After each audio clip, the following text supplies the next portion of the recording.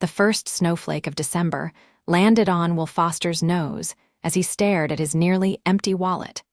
The crushing weight of another Christmas he couldn't afford pressing down on his shoulders. $8.37 wouldn't buy much joy for his 6-year-old daughter Lily, who deserved the world and was getting pocket change instead. "Daddy, look, they have hot chocolate." Lily tugged at his hand, her breath visible in the cold evening air as they wandered through Pine Creek's annual Christmas market. Her excitement was palpable, despite her second-hand coat and mittens with a small hole in the thumb. "We'll see, sweetheart," Will said, knowing full well that "we'll see" was a parent's code for probably not. He adjusted his worn beanie over his dark hair, trying to hide the fact that he couldn't afford a proper haircut. At 32, the former construction worker hadn't expected to be a single dad living paycheck to paycheck. But life had other plans when Jenny died from complications after Lily's birth. Will had taken a job as a maintenance worker at the local community center after a back injury sidelined his construction career. The pay was modest, but the flexible hours meant he could be there for Lily after school. Tonight, he'd promised her they could walk through the Christmas market just to look a free activity that still felt special. "Can we go see the big tree, Daddy?" Lily pointed toward the center of the market where a massive pine tree twinkled with thousands of lights. "Of course we can." Will smiled, grateful for the simple joys that cost nothing. As they approached the towering tree, Lily's eyes widened with wonder. Will lifted her onto his shoulders for a better view, ignoring the twinge in his back. "It's so pretty," she whispered, her small hands gripping his beanie. "Just like you," Will replied, earning a giggle from his daughter. As they circled the tree, Will nearly collided with a woman who was backing up to take a photo. His quick reflexes, one hand steadying Lily on his shoulders, the other catching the woman's elbow, prevented what could have been a disastrous fall. "I'm so sorry," the woman said, turning around. Her voice was warm and rich, and when Will met her gaze, he found himself momentarily speechless. She was breathtaking. Dark auburn hair fell in loose waves from beneath a stylish cream-colored knit hat. Her green eyes, bright and alert, crinkled slightly at the corners when she smiled. She wore a camel coat that looked impossibly soft and expensive. "Entirely my fault," Will managed, suddenly conscious of his threadbare jacket. The woman's eyes traveled up to Lily. "Well, hello there. Were you trying to touch the stars from up there?" Lily giggled. "No, silly, those are just lights, but they do look like stars, don't they?" "They absolutely do." The woman's smile widened. "I'm Natalie, by the way. I'm Lily, and this is my daddy. His name is Will." Lily patted Will's head as if introducing a pet. Will carefully lowered Lily to the ground before properly introducing himself. "Will Foster." "Sorry again about almost knocking you over." "Natalie Greer," she replied, extending a gloved hand. "And honestly, it was my fault for not watching where I was going." There was something about her that struck Will as unusual for Pine Creek, her confidence, perhaps, or the quality of her clothing. She didn't have that small-town hesitation that most locals did. "Are you visiting Pine Creek?" Will asked. "Something like that," Natalie said with a smile that suggested there was more to the story. "I'm here for business, but I wanted to experience the Christmas market I've heard so much about." "Daddy, can we show Natalie the gingerbread house?" Lily asked, tugging at Will's hand. Before Will could respond, Natalie crouched down to Lily's level. "I would love to see the gingerbread house." "Would that be okay with your dad?" Will found himself nodding before he could think of a reason not to. "Sure, it's just around the corner." As they walked, Will noticed Natalie taking in the sights with genuine delight. There was something refreshing about her enthusiasm, so different from his own weary acceptance of another holiday season he couldn't afford to celebrate properly. "So, what kind of business brings you to Pine Creek?" Will asked as they walked. "It's not exactly a bustling metropolis." Natalie laughed, the sound like warm honey. "Let's just say I'm exploring some opportunities. I like small towns, they have character." They reached the enormous gingerbread display, a 6-foot-tall confectionery mansion created by the local bakery. Lily pressed her face against the protective glass, pointing out details to Natalie, who seemed genuinely interested in every candy cane fence post and gumdrop shrub. "She's wonderful," Natalie said quietly to Will. "How old is she?" "6," Will replied. "Going on 16, if you ask her." "I can tell she's very bright." Will nodded, his chest swelling with pride. "She is, top of her class, though I can't imagine where she got her brains from." "I suspect you're selling yourself short," Natalie said, studying him with those perceptive green eyes. Before Will could respond, Lily tugged at his sleeve. "Daddy, my tummy's making the hungry sound."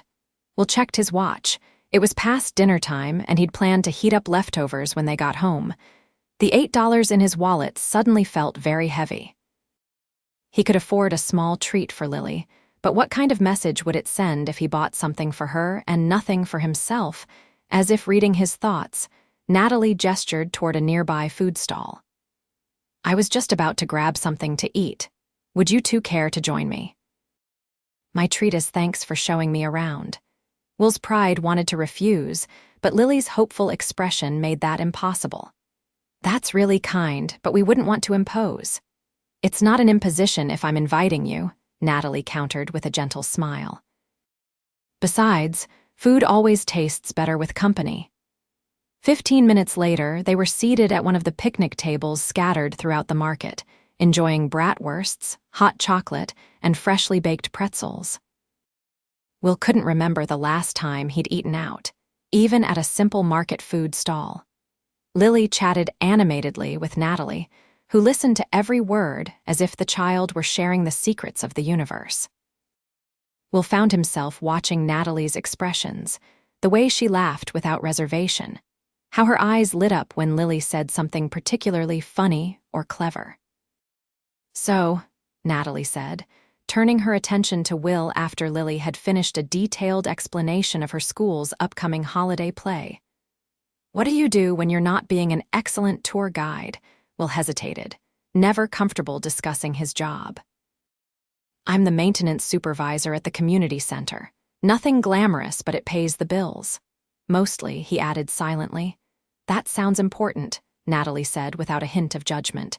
"Community centers are vital. I practically lived at ours growing up." "Really?" Will hadn't expected that.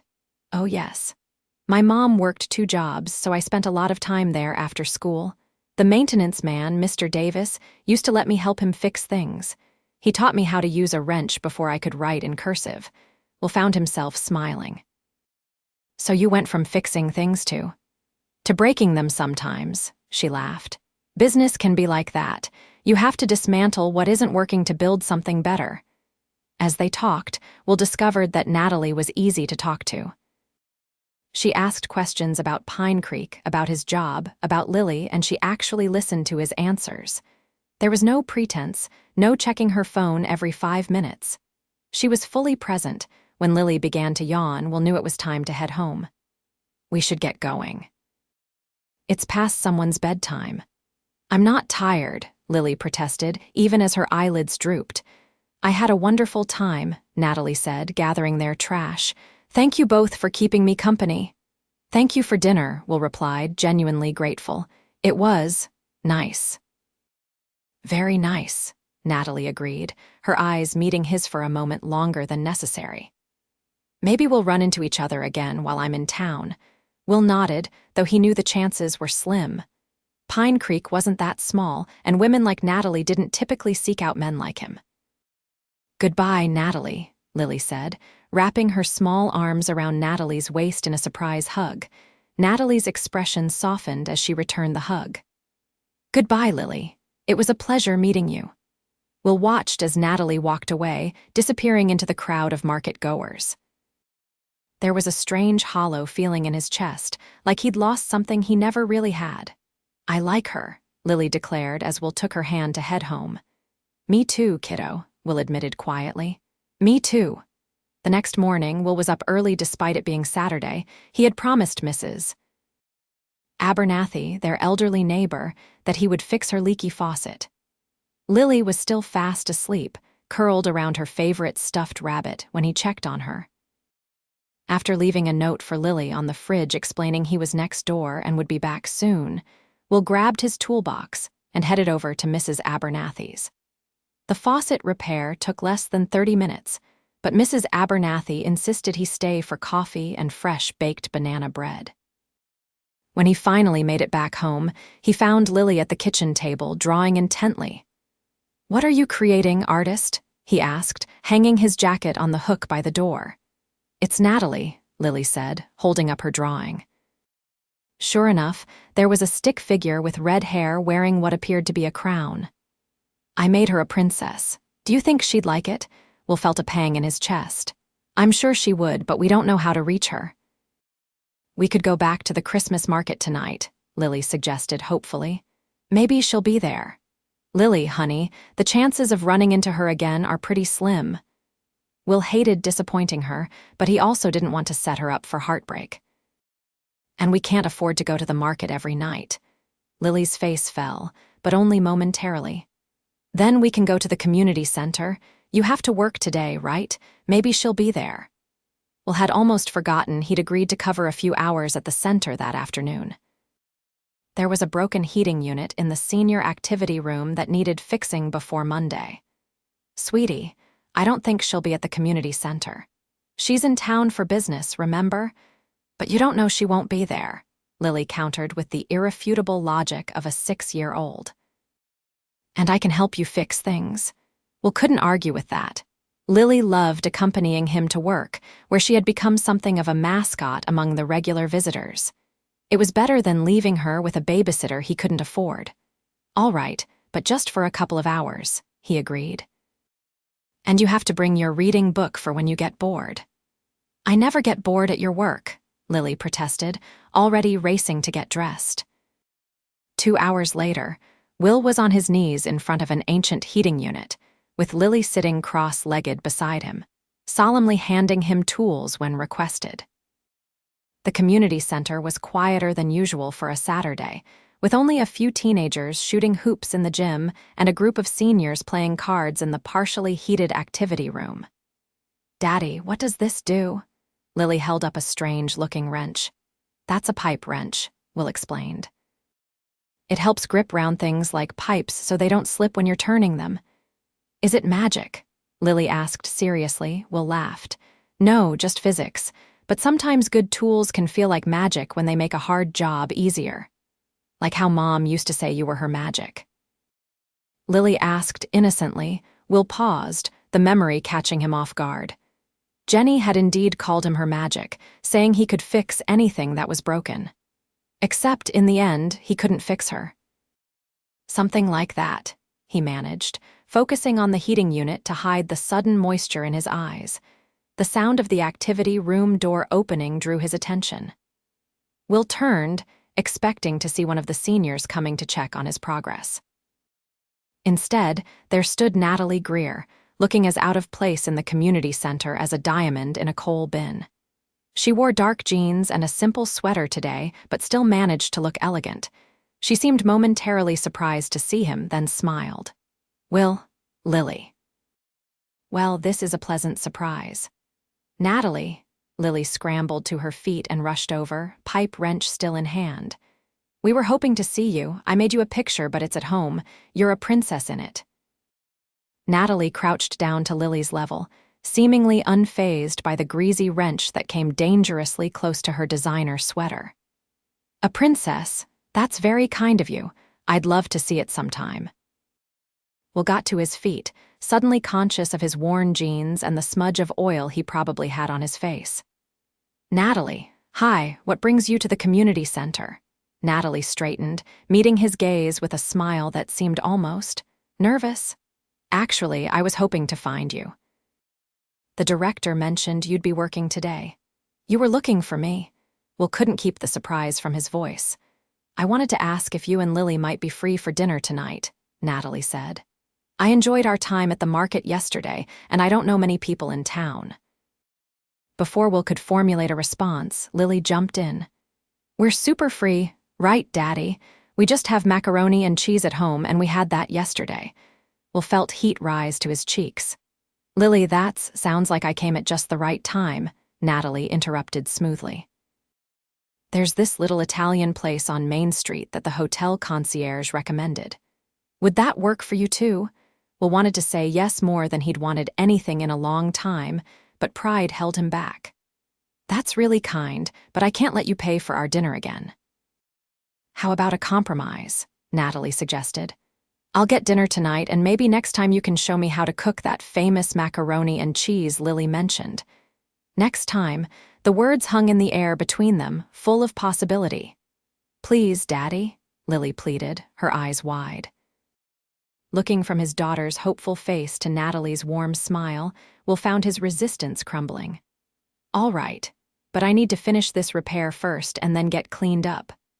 Of course, Natalie said. Shall we say 7 o'clock? I can meet you at the restaurant.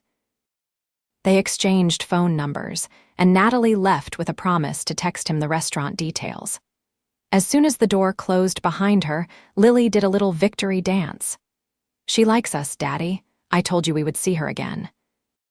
She's just being nice, kiddo, Will cautioned, though he couldn't completely suppress his own excitement. She's probably lonely in a new town. Nuh-uh, Lily shook her head confidently. She likes you. I can tell because she looks at you the way Sophia's mom looks at her new husband.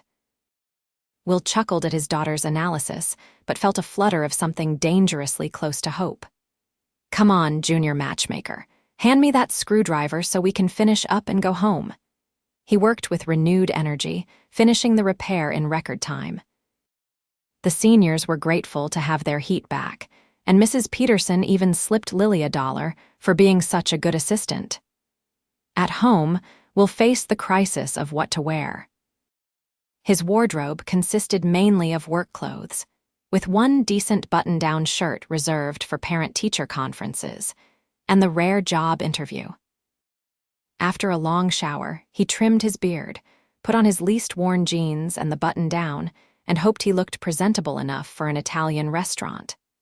Lily was easier to dress, happily donning her special occasion dress a purple velvet number that had been a gift from Mrs. Abernathy last Christmas. Will carefully brushed her hair and secured it with the glittery hair clip she insisted on wearing. You look beautiful, Lily Bug, he told her truthfully. You look handsome too, Daddy, she replied, reaching up to straighten his collar with solemn care. They arrived at the restaurant 5 minutes early, Will having mapped out the precise walking route to ensure punctuality. The hostess eyed them with mild skepticism until Will mentioned Natalie's name, at which point her demeanor changed completely. Of course, Mr. Foster. Miss Greer called ahead. Please follow me. The restaurant was far nicer than Will had anticipated, with linen tablecloths and soft lighting. He held Lily's hand tightly, worried she might accidentally knock over one of the delicate-looking centerpieces. Natalie was already seated at a corner table, rising to greet them with a warm smile that eased some of Will's tension. She wore a simple black dress that somehow managed to look both elegant and approachable. You made it, she said, as if there had been some doubt. We're very punctual people, Will replied, helping Lily into her chair. A quality I admire, Natalie said. Thank you for coming. The evening progressed with surprising ease. Natalie had requested a booster seat for Lily and had already ordered a basket of breadsticks, which won her immediate approval from the hungry 6-year-old.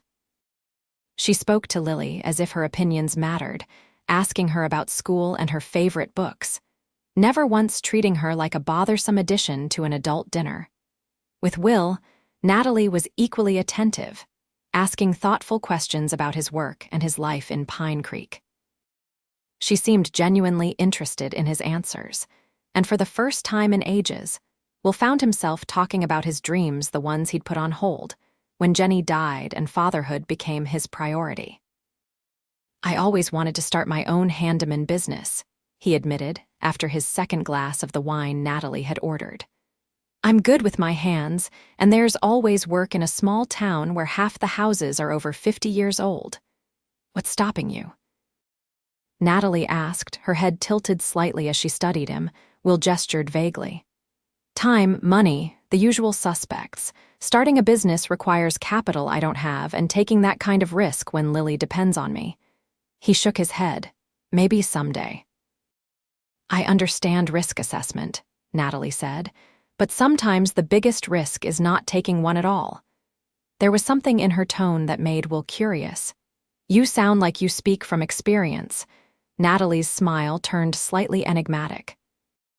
Let's just say I've had to make some difficult choices in my career.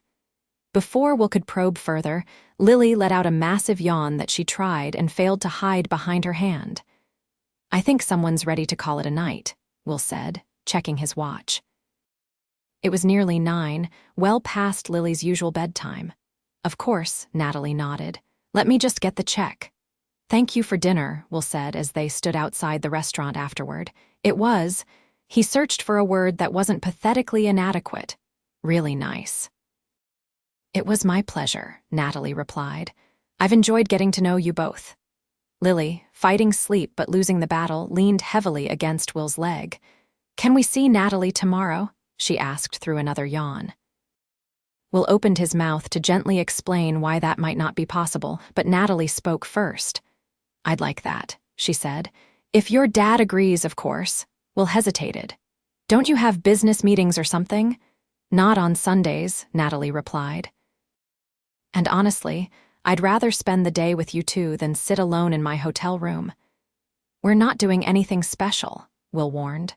Sunday is usually laundry day, and then I promised Lily we'd get our Christmas tree. Natalie's face lit up. Getting a Christmas tree sounds perfect. I haven't done that in years. And so it was settled. Natalie would meet them at their apartment the next day, and they would go tree hunting together. As Will carried a half-asleep Lily home, he couldn't help wondering what Natalie Greer was doing in Pine Creek, and why she seemed so interested in spending time with them. Women like her didn't typically seek out the company of struggling single dads. There had to be more to the story.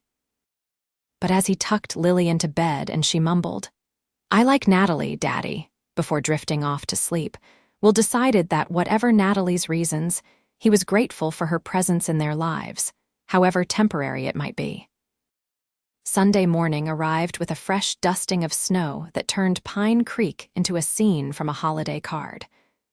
Will was up early, tackling the mountain of laundry that had accumulated during the week.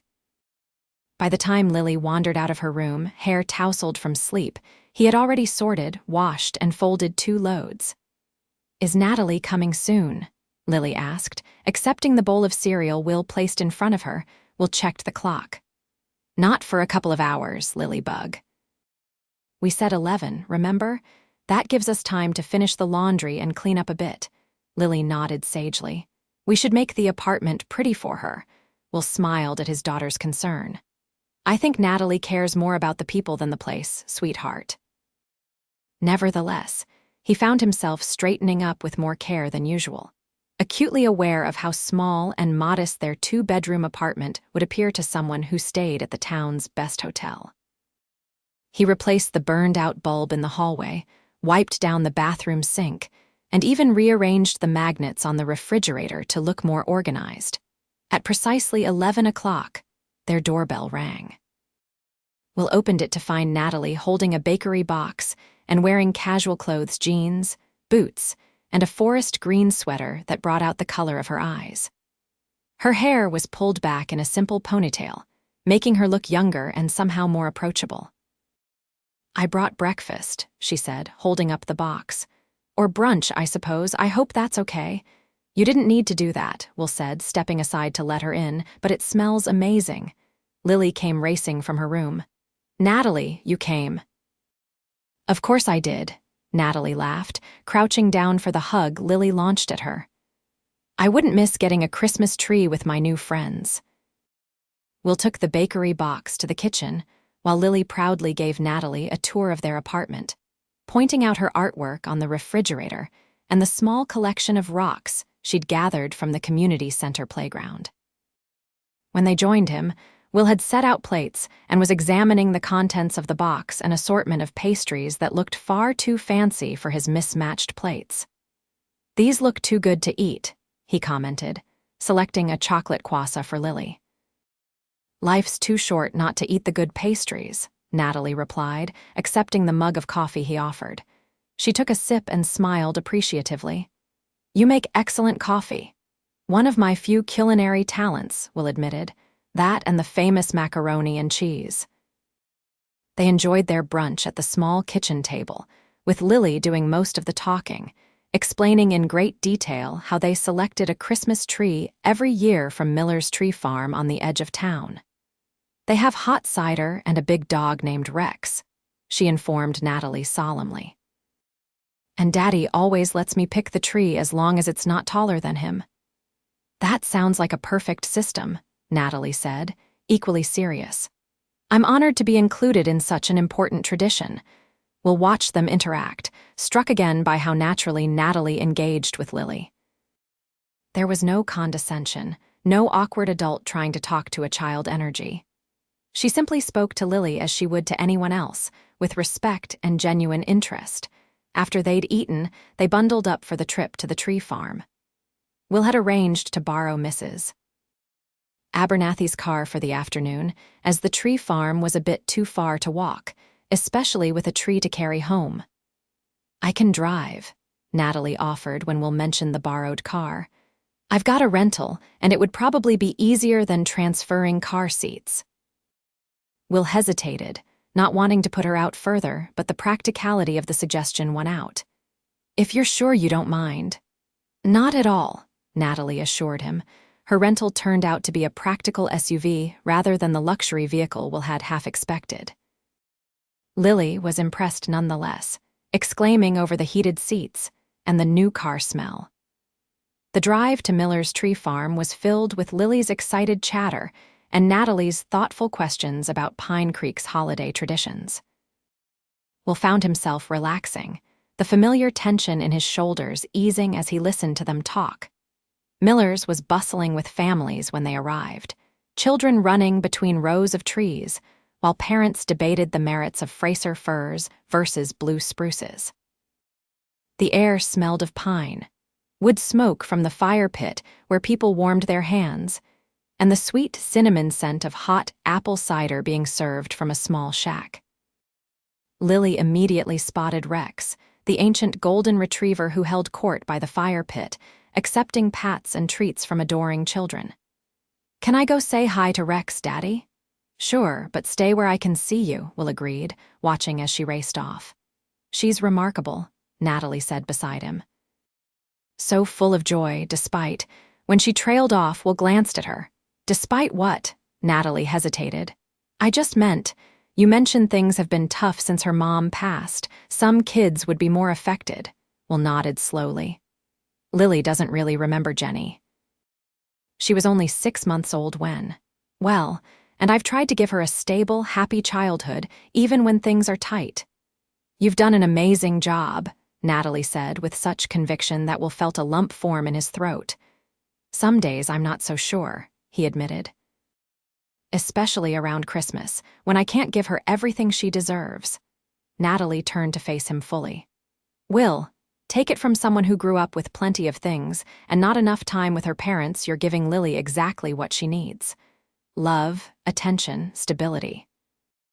Those are the gifts that matter. Before Will could respond, Lily came running back. Rex remembers me from last year, and Mr. Miller says we should hurry and pick our tree because it might snow more later. The tree hunt began in earnest then, with Lily leading the way through rows of fragrant pines. She took her responsibility very seriously, examining each potential candidate with critical eyes. What about this one? Natalie suggested, pointing to a perfectly shaped Fraser fir. Lily considered it carefully, walking around it in a full circle. It's very pretty, she concluded, but not quite right. Our tree needs to have personality. Personality, Natalie repeated, glancing at Will with amusement. Of course. Will shrugged, smiling. Don't look at me. She's the tree expert. They continued their search, with Lily rejecting tree after tree for various reasons: too skinny, too fat, too many holes, not enough branches for ornaments. Will began to worry they'd never find one that met her exacting standards. Finally, Lily stopped in front of a tree that was slightly lopsided, with a bare patch on one side and a crooked top. "This one," she declared confidently. Will and Natalie exchanged glances. "Are you sure, Lily-bug?" Will asked gently. "There are a lot of nice, fuller trees over there." "This one needs us," Lily insisted. "Nobody else will pick it because it's not perfect, but we can put it in the corner so the bare side doesn't show, and we can make the top straight with the star." Will felt Natalie's hand touch his arm lightly. When he looked at her, he saw understanding in her eyes. "Your daughter has excellent taste," she said. "Trees with character are always the best." So the lopsided tree was chosen. Mr. Miller wrapped it in netting for transport, and with Natalie's help, Will secured it to the roof of her SUV. Lily insisted on getting hot cider for all of them before they left, carefully carrying the cups back with intense concentration. As they sipped their cider by the fire pit, Lily sitting between them on a hay bale, Rex the golden retriever dozing at their feet, Will was struck by how right it felt this impromptu family outing with a woman he'd only met 2 days ago. "Thank you for coming with us," he said to Natalie. "This is the most fun we've had picking out a tree in years." "Thank you for including me," she replied, her eyes reflecting the dancing flames. "This is exactly what I needed." There was something in her tone, a hint of melancholy. Perhaps that made Will curious again about what had brought her to Pine Creek. But before he could find a way to ask, Lily announced she was ready to take their tree home and decorate it. Back at the apartment, Will discovered that setting up a Christmas tree with Natalie was as easy and comfortable as their trip to select it had been. She helped him wrestle the tree into the stand, laughing when pine needles showered them both. She didn't comment on the mismatched ornaments Will pulled from a battered cardboard box, many of them homemade by Lily or dating back to Will's own childhood. Instead, she admired each one as Lily explained its significance, handling the fragile ones with appropriate reverence. When Will untangled the ancient string of lights, Natalie held the other end, helping him wrap them around the tree. "We're missing something," Natalie said when the tree was nearly decorated. She reached into her purse and pulled out a small box. "I saw this at the Christmas market and thought of you, Lily." Inside was a delicate glass ornament, a little girl in a purple dress holding a star. "It's me," Lily gasped. "Look, Daddy, she's wearing my special dress. It's beautiful," Will said, genuinely touched by the thoughtful gesture. "Thank you, Natalie." Lily insisted the ornament needed a special place on the tree, finally selecting a spot front and center where it caught the light. As afternoon turned to evening, Will realized he hadn't planned for dinner. He was about to suggest they order pizza, a rare treat that would stretch his budget, but seemed warranted for the occasion when Natalie glanced at her watch. "I should probably get going," she said, though she didn't sound particularly eager to leave. "I've got an early meeting tomorrow." Will felt a pang of disappointment. "Of course, your business meetings. We've been monopolizing all your free time." "And I've enjoyed every minute," Natalie assured him. "This has been the best weekend I've had in longer than I can remember." Lily, who had been admiring the tree, turned at this. "But you'll come back, right? You can't leave forever." A shadow crossed Natalie's face. "I have to go back to Boston eventually, Lily. That's where my work is." "Boston," Will repeated, the reality of their situation suddenly crystal clear. Of course Natalie was just passing through. Women like her didn't stay in towns like Pine Creek. "That's quite a distance," Natalie nodded, not quite meeting his eyes. "It is, but I'll be in Pine Creek for a little while longer. My work here isn't finished." "What exactly is your work?" Will asked, the question that had been nagging at him finally finding voice. "You've never actually said." Natalie hesitated, seeming to choose her words carefully. "I'm in corporate acquisitions. My company is interested in some property here in Pine Creek." "Property?" Will frowned. "There's not much worth acquiring in Pine Creek unless you're interested in the old mill building." Something flickered in Natalie's eyes. "Actually, yes, the mill is part of it." Will's frown deepened. The abandoned textile mill on the edge of town had been empty for decades, falling into disrepair. Recently, there had been talk of turning it into a community arts center, a project the town desperately needed. "What does your company want with the mill?" he asked. Natalie glanced at Lily, who was now playing with Rex, the stuffed rabbit she'd had since infancy, seemingly oblivious to the shift in adult conversation. "It's complicated, Will. Maybe we could discuss it another time." Will nodded slowly, though he felt a new tension between them. "Sure." Another time. Natalie said goodbye to Lily, promising to see her again soon, then Will walked her to the door. "Thank you again for today," she said softly. "It meant a lot to me." "To us too," Will replied honestly, despite his new reservations. "Will I see you again before you leave town?" "Definitely," Natalie said with conviction. "There's still that macaroni and cheese dinner you promised me." After she left, Will found himself standing in front of the Christmas tree, trying to make sense of the emotions swirling inside him. He was attracted to Natalie more than attracted. In the span of a weekend, she'd slipped past his defenses and made him feel things he hadn't felt in years. But she lived in Boston, and whatever business brought her to Pine Creek would eventually take her away again. "Daddy," Lily's voice pulled him from his thoughts. "Is Natalie going to be your girlfriend?" The question, so direct and hopeful, caught Will off guard. "No, sweetheart. Natalie lives very far away, and she's only visiting Pine Creek for a little while." Lily's face fell. "But she likes us, I can tell." "I think she does," Will agreed, pulling his daughter into a hug.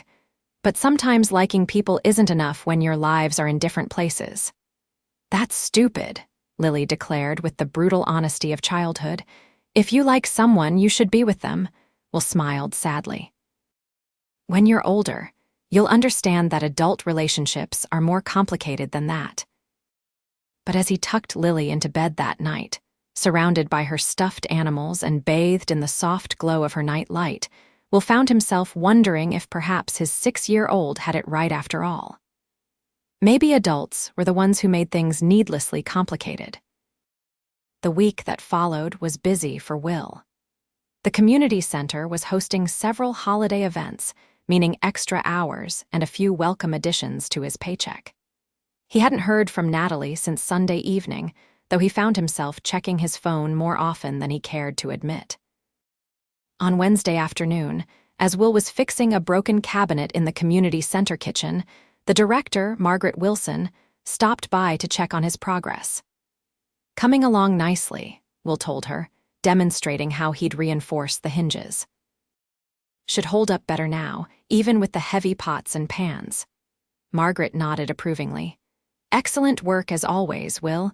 Oh, by the way, have you heard the news about the mill?" Will's hands stilled. "What news?" "There's a company from Boston looking to buy it," Margaret said, leaning against the counter. "Greer Innovations, I think it's called. The CEO has been in meetings with the town council all week." "Greer," Will repeated, his stomach clenching. "As in Natalie Greer," Margaret's eyebrows rose. "You know her." We've met," Will managed, his mind racing. "What does the company want with the mill?" Margaret sighed. "That's the thing nobody's quite sure. The rumor is they want to tear it down and build some sort of tech campus, but Miss Greer has been very tight-lipped about the specifics. The council is split on whether to sell." Will nodded mechanically, his thoughts in turmoil. Natalie wasn't just in corporate acquisitions, she was the CEO. And she hadn't mentioned that her company's plans might impact the community arts center project the town had been planning for years. That evening, after putting Lily to bed, Will sat at his small kitchen table, staring at Natalie's contact information in his phone. Part of him wanted to call her, to demand an explanation. But another part, the part that remembered how she'd looked in the firelight at the tree farm, how she'd listened to Lily with genuine interest, held him back. His phone buzzed in his hand, startling him. A text from Natalie. "Sorry for the radio silence. Meetings all week. Miss you both. Free for dinner Friday, that mac and cheese still on offer." Will stared at the message, conflicted. She missed them. The admission sent warmth through his chest, even as suspicion clouded his thoughts. Had she been using him somehow?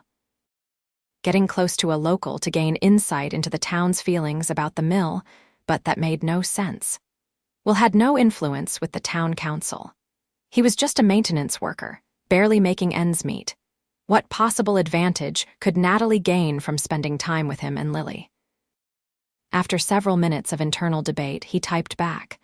Lily would be disappointed if I rescinded the mac and cheese invitation. Friday works. 6:30. The response came almost immediately. Perfect. I'll bring dessert. Can't wait to see you both. Will put down his phone, still uncertain. Friday would bring answers, one way or another. Thursday brought unexpected news at the community center. Margaret called Will into her office mid-afternoon, her expression uncharacteristically serious. Will, I wanted you to hear this from me rather than through the grapevine, she began. The town council voted last night to sell the mill property to Greer Innovations. Will felt as if the floor had dropped out from under him. What about the arts center plans? Margaret's face softened. That's just it according to the agreement. Greer Innovations will renovate the mill building and donate half the space for the arts center. They're going to use the other half for some sort of innovation lab and startup incubator. Will blinked, trying to process this information. So, the arts center is still happening. Yes, and with a much bigger budget than we could have managed on our own, Margaret confirmed. The council thinks it's a win-win. The mill gets preserved rather than demolished, the town gets its arts center, and new businesses might bring jobs to Pine Creek. Will left Margaret's office with his head spinning. This didn't sound like the corporate takeover he'd feared. If anything, it seemed like Natalie's company was investing in Pine Creek's future while respecting its past. But why hadn't she told him about any of this? Friday evening arrived, and Will found himself unusually nervous as he prepared dinner. He'd splurged on better cheese than usual for the mac and cheese, and he'd even picked up a bottle of the wine Natalie had ordered at the Italian restaurant. Lily was excited about seeing Natalie again, chattering nonstop as she helped set the table, carefully placing the mismatched forks and knives just so. At precisely 6:30, their doorbell rang. Will took a deep breath, reminding himself to keep an open mind, to give Natalie a chance to explain. She stood in the hallway holding a bakery box similar to the one she'd brought on Sunday, her smile slightly uncertain as she took in his expression. Hi, Will replied, stepping back to let her in.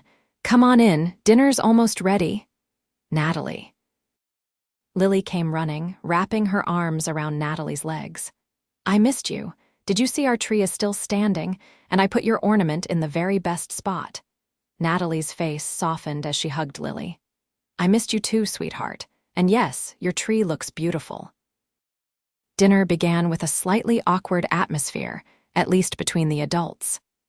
Lily, oblivious to the tension, happily dominated the conversation, telling Natalie about her week at school and the holiday play rehearsals. It wasn't until Lily was enjoying the chocolate cake Natalie had brought for dessert that Will finally broached the subject that had been weighing on him. So, I heard an interesting piece of news today, he began casually. Apparently, Greer Innovations just bought the old mill building. Natalie's fork paused halfway to her mouth. She set it down carefully. Yes, that's true. Greer Innovations, Will repeated. As in you. As in me, Natalie confirmed, meeting his gaze steadily. I'm the CEO, yes. Lily looked between them, sensing the shift in mood. What's a CEO? It means Natalie is the boss of her company, Will explained gently. A very important boss. Like how you're the boss of fixing things at the community center, Lily asked. Despite the tension, Will smiled. Something like that, but on a much bigger scale. Can I go play with my toys? Lily asked, pushing away her empty dessert plate. I want to show Rex my new book. Will nodded, relieved to have the chance to speak with Natalie privately. Sure, sweetheart, just for a little while before bed. Once Lily had disappeared into her room, Will turned back to Natalie. Why didn't you tell me? Natalie sighed, pushing a strand of hair behind her ear. I was going to. I wanted to wait until the deal was finalized, and honestly, I was enjoying being just Natalie with you and Lily, not Natalie Greer, CEO. You could have mentioned you were looking to buy half the town, Will said, unable to keep a hint of bitterness from his voice. It's hardly half the town, Natalie corrected gently. Just the mill building, and we're not tearing it down or turning it into something that would hurt Pine Creek. Just the opposite. I know, Will admitted. Margaret told me about the arts center. That part actually sounds great, but I still don't understand why you sought me out, why you spent time with us. Natalie looked surprised. Sought you out. Will, we literally bumped into each other at the Christmas market. That was pure coincidence. But you came to the community center looking for me, Will pointed out. Because I enjoyed your company and wanted to see you again, Natalie said simply. Not because of some corporate espionage scheme. What could you possibly tell me about the mill that I couldn't learn from public records or the town council? Put that way, Will's suspicions did seem a bit paranoid. So our meeting really was just chance? Completely, Natalie assured him. And coming to know you and Lily has been the unexpected highlight of this trip. She hesitated, then added softly, I haven't been this happy in a very long time, Will. Will studied her face, searching for any sign of deception. He found none, only open vulnerability that matched the feeling in his own chest. I'm sorry, he said finally. I jumped to conclusions. It's just, women like you don't usually spend time with men like me unless they want something. Natalie's eyebrows rose. Women like me, successful. Beautiful, wealthy, Will elaborated, feeling his cheeks warm. CEOs who probably have Harvard MBAs and vacation homes in the Hamptons. Natalie laughed, the sound breaking the tension between them. I went to MIT, actually. And I grew up in a 2-bedroom apartment in South Boston with a single mom who worked as a nurse. The success came later, and it came with sacrifices. Will listened as Natalie told him about her childhood, about working her way through college on scholarships and part-time jobs, about founding her tech company in her garage, and growing it into the success it was today. I've worked hard for everything I have, she concluded.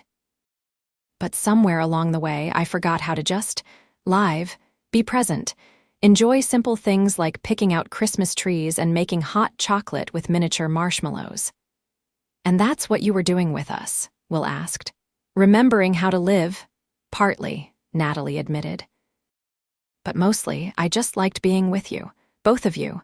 You're real in a way many people in my life aren't.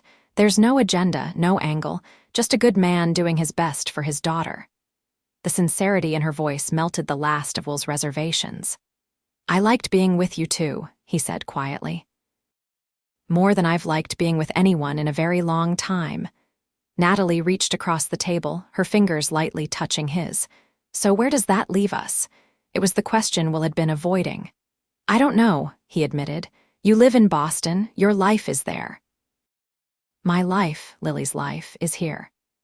Actually, Natalie said, part of the reason for the innovation lab at the mill is that I'll be spending more time in Pine Creek. We're planning to use it as a satellite office. I'll need to be here at least a week every month to oversee things. Hope flared in Will's chest. A week every month, Natalie nodded. To start with, and Boston isn't that far, just a few hours' drive. There are ways to make things work if that's something you'd want to try. Will turned his hand over, properly holding hers. I think I would, he said, surprised by his own certainty. If you would. Natalie's smile was radiant. I would, very much. Just then, Lily appeared in the doorway. Rex the rabbit clutched to her chest. Are you two being mushy? She asked suspiciously. Will laughed. Maybe a little. Is that okay? Lily considered this, her head tilted thoughtfully.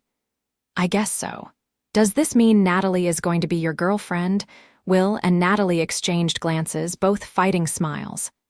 We're still figuring things out, Will told his daughter. But we definitely want to spend more time together. Good, Lily declared.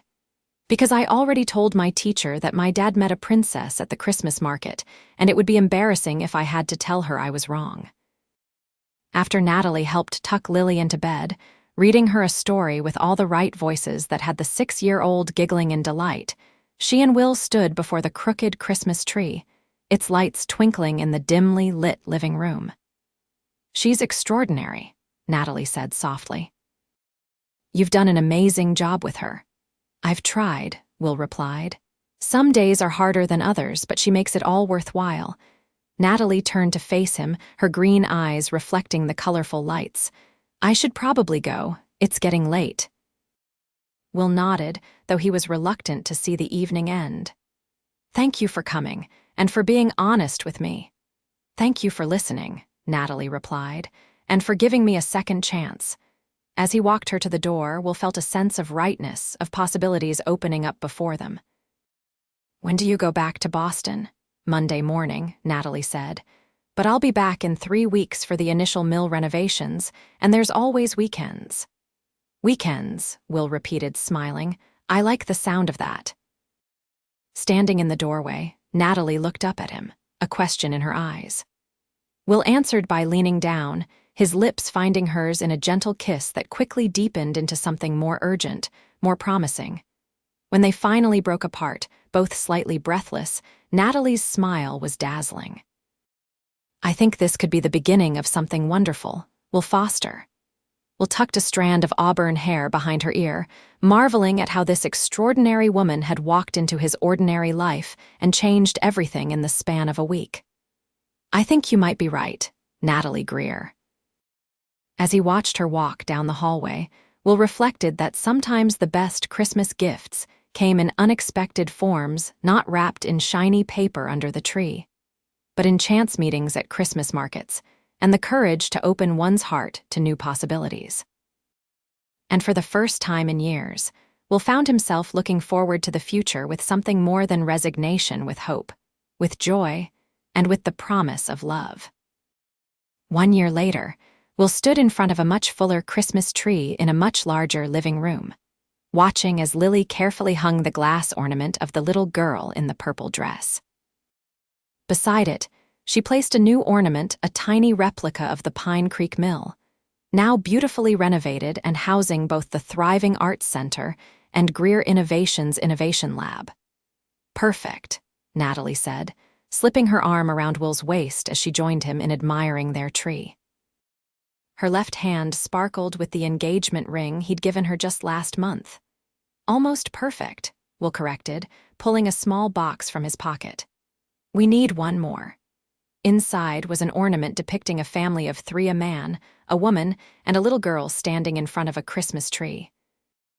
"Our first Christmas in our new home," Natalie read from the inscription on the back, her eyes shining with tears. "Oh, Will, do you like it?" Lily asked anxiously. "Daddy let me help pick it out." "I love it," Natalie assured her, crouching down to hug her soon-to-be stepdaughter. "It's absolutely perfect."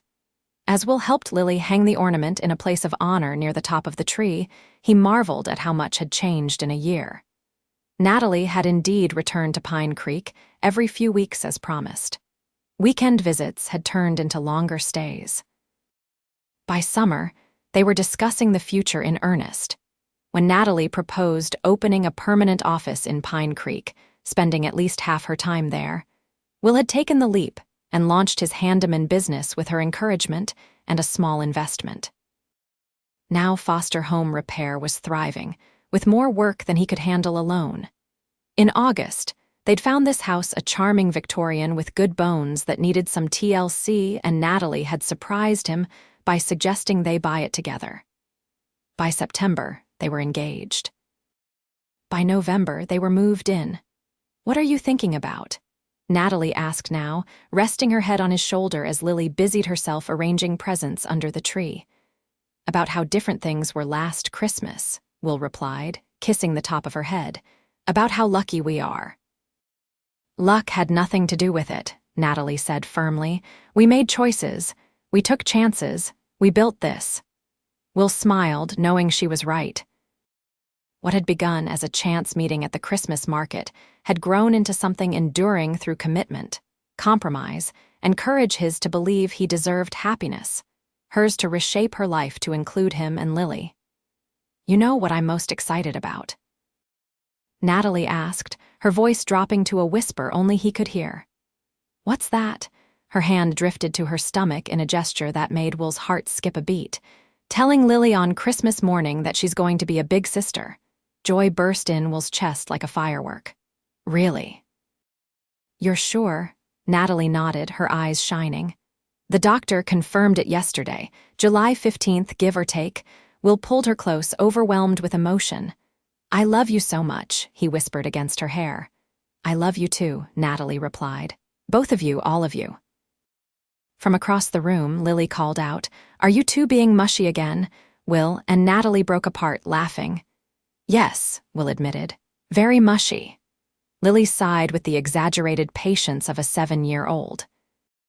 "Well, hurry up because I want hot chocolate, and you promised we could watch the Christmas movie." "Your daughter has spoken," Natalie said, her eyes dancing with amusement. "Our daughter," Will corrected gently. Natalie's smile softened. "Our daughter," she agreed. "Our family." As they joined Lily on the couch, mugs of hot chocolate topped with miniature marshmallows in hand, the movie starting on the television, Will reflected that sometimes the most extraordinary gifts came wrapped in the most ordinary packages: a chance meeting, a crooked Christmas tree, a family built not from obligation, but from choice. And as the snow began to fall outside their window, blanketing Pine Creek in a fresh coat of white, Will Foster knew with absolute certainty that he had found his home not just in this house or this town, but in the hearts of the two people beside him, and in the promise of the new life already growing. Another chapter in their story yet to be written.